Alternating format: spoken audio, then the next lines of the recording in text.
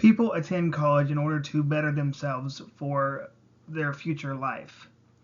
And in the way that the colleges gauge whether somebody has retained the information that they have been taught is through quizzes and more specifically term papers. And like I said, I want to ask the question and answer the question, well, what would happen if Joseph Smith actually attended college?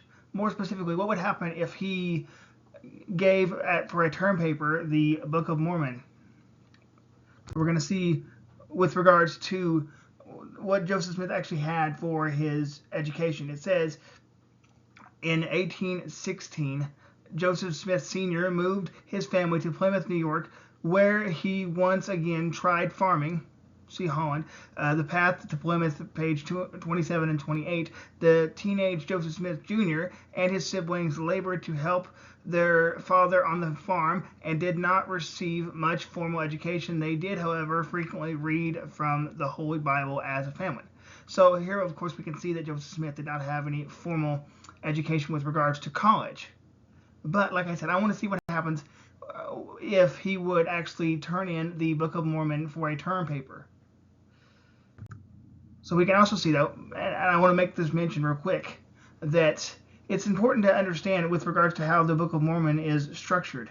And this is found, of course, in 1 Nephi chapter 20. It says, the Lord revealed his purposes to Israel. Israel has been chosen in the furnace of affliction and is to go forth from Babylon. Of course, and it says, compare with Isaiah chapter 48. Now, this compare is actually misleading. What it actually should be is plagiarized from Isaiah chapter 48. Now, what I mean by that is exactly what it sounds like. It is plagiarized from Isaiah, word for word, the whole thing. And I want to bring to your attention that this is what Joseph Smith did with several other chapters of the Bible. We can see, for example, in the book of Isaiah, we can see Isaiah chapter 48 and Nephi chapter 1 Nephi chapter 20, and you can look at Isaiah 49 and 1 Nephi 21, and Isaiah 50 and Nephi chapter 7, Isaiah 51 through 52 1 and 2, and that's Nephi chapter 2 Nephi chapter 8, and Isaiah chapter 2 and 2 Nephi chapter 12, and the list goes on and on. But you can see that without question that Joseph Smith did indeed plagiarize these chapters from the biblical record, but it continues on. We can see in the book of Exodus, he plagiarizes from the Ten Commandments. Of course, Exodus chapter 20, verse 2 through 4, and Mosiah chapter 12, verse 34 through 36, and Exodus chapter 20, verse 4 through 17, and you got Mosiah chapter 13, verse 12 through 24. So it's quite clear, and this is just the tip of the iceberg with regards to what he has plagiarized. He even plagiarized the Sermon on the Mount and other biblical verses. And the issue is that this is not.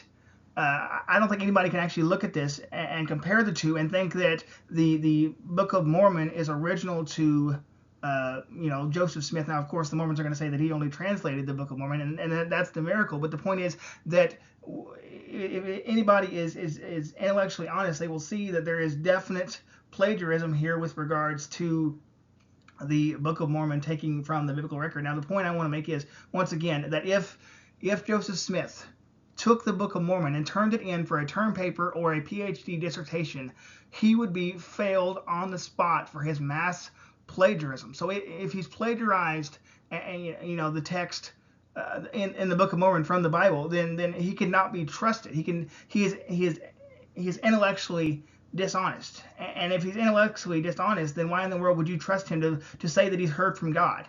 Could it very well be that he has not heard from God, and he very well could have heard from a demon whom has deceived him? Of course, the Apostle Paul says in Galatians chapter 1, verse 9, he says, even if I or an angel from heaven come to you and preach to you a different gospel which you have not heard, let them be accursed.